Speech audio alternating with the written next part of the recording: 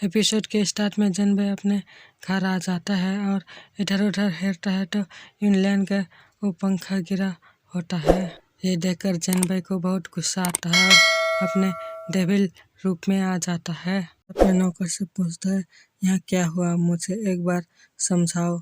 लेकिन नौकर कुछ नहीं कहता है। फिर सीन चेंज होता है। जनबे अपने घर के भीतर, मैं इसे एक दिन के लिए नहीं ढूंढ सका, यूनलैन को कौन ले गया। फिर जनबे बाहर आता है तो सामने एम्परल किर होती है। फिर जनबे कहता है, मिस किर, मैं आपको ढूंढ रहा था।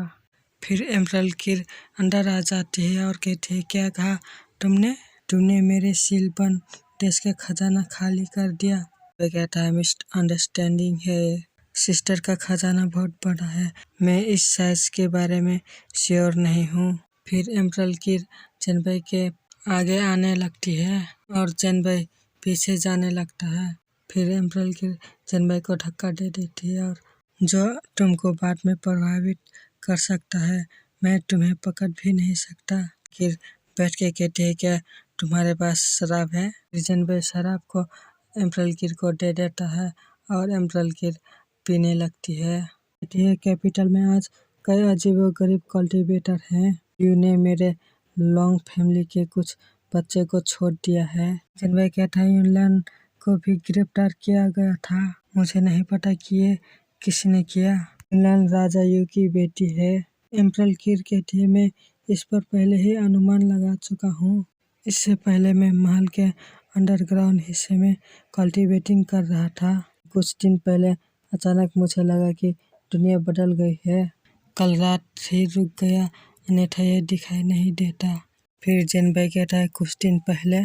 फिर एम्परल किर कहते हैं, क्या तुम जानते हो कि क्या हुआ? ये था तो ऐसा लगता है जैसे वे बानर अंडरग्राउंड में लड़ रहे हो। फेंगुई किंग इतिहास के रिकॉर्ड के अनुसार प्राचीन काल में लॉन्ग फैमिली पहले से ही नॉर्थ महाद्वीप का शासक है। फिर एक ड्रैगन को दिखाया जाता है और वो ड्रैगन भाग रहा होता है।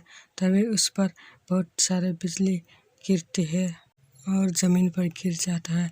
समय के अनुसार वो वहीं पर रह जाता है। जनबे कहता है, तो अब मैं एक अलग महाद्वीप में जाना चाहता हूँ, केवल असीम समुद्र के माध्यम से, कोई और रास्ता नहीं है। फिर एम्परल किर कहती है, हाँ ये बुरा नहीं है, लेकिन अब ऐसा लगता है परिवर्तनशील दुनिया आज जमे हुए बर्फ के टुकड़े, हो सकता है कि आइस पुल 10,000 साल बाद फिर से दिखाई दे। बल्कि फिर से दारू पीने लगती है और कहते हैं, चुहांग सोंग टाउन खुला है। सीन चेंज होता है और जनबे जाने लगता है। फिर अपने पास समनिंग पेपर निकालता है और कहता है, भाई पिछली बार मैं अकेले ही देवताओं के पास गया था, लेकिन मैं इस बार अकेले नहीं जाना चाहता। फिर जनबे बहुत सारे समनिंग पेपर को एक्टिव कर देता है, लेकिन इस समनिंग से जनबे का भाई तो नहीं आता है, उसके बदले बहुत बड़ा पत्थर आता है और जनबे के ऊपर गिर जाता है और जनबे अकेले ही अपने शॉट पर उड़ते हुए जाने लगता है। फिर पास्ट का सीन दिखाया जाता है। एम्परल किर कहती है, लेजेंडरी आइस पुल टेलीपोर्टेशन एरी एक फर्स्ट क्लास सेट जो विभिन्न महाद्वीपों की ओर ले जा सकता है, अगर ये 2 से ट्रांसमिशन एरी है। फिर सीन वर्जन में आ जाता है और फिर जनबे इस महाद्वीप पर पहुंच जाता है।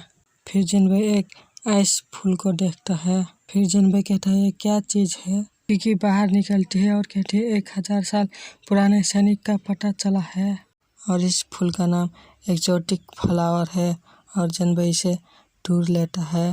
तभी एक लड़की जनबे पर अटैक कर देती है। जनबे अपने पावर से उस अटैक को रोक देता है और वो लड़की कहती है, मुझे ये फ्लावर दे दो।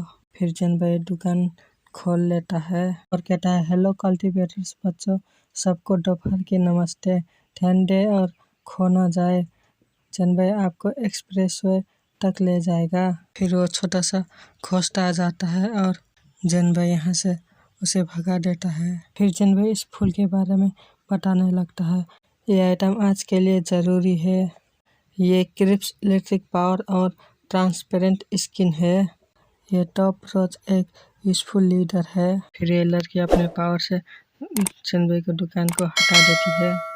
फिर जनबे कहता है, सॉरी स्टॉक खत्म हो गया। फिर ये लड़की जनबे पर अटैक कर देती है। इतने में आज का एपिसोड खत्म हो जाता है।